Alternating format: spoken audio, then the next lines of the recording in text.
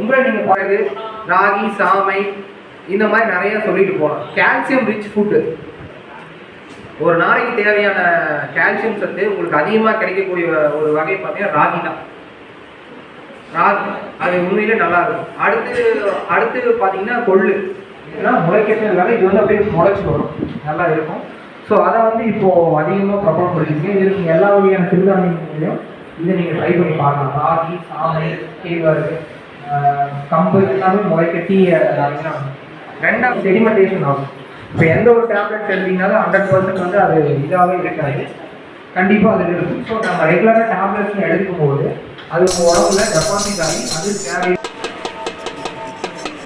ஒரே மாதிரி போயிடும், அதுக்கு தெரியாது. ஆனால் அது தெரியும், நம்ம இது வழியாக தான் வந்தோம், ஆனால் இன்றைக்கி இந்த நோய் இருக்குது அப்படின்னு அது மிரண்டு சரி பாலை மாதிரி உள்ள வரும்போது ஊருக்குள்ள வந்துடும். ஊருக்குள்ள வரும்பொழுது என்னாகும், வாழை இருக்கும், யானைகளுக்கு என்னென்ன உணவு வேணுமோ எல்லாமே அங்கே இருக்குது.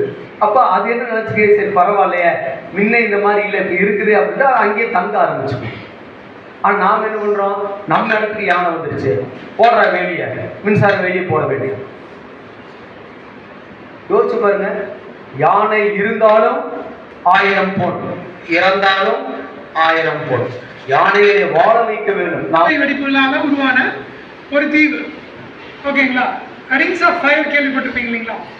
ஒரு ரீஜன், அந்த ரீஜனை சுற்றியும் எரிமலைகளாக இருக்கும். அந்த ரிங்ஸ் ஆஃப் ஃபயருக்குள்ளே இருக்கக்கூடிய ஒரு தீவு தான் ஹவாய். அந்த ஹவாயில் பார்த்துக்கிட்டிங்கன்னா நிறையா விதமான பறவைகள், உயிரினங்கள் இது எல்லாமே இருக்குது, சரிங்களா? ஃப்ளைட்லெஸ் பேர்ட் சொல்லுங்க, பறக்க முடியாத பறவைகள் சொல்லிட்டாங்க.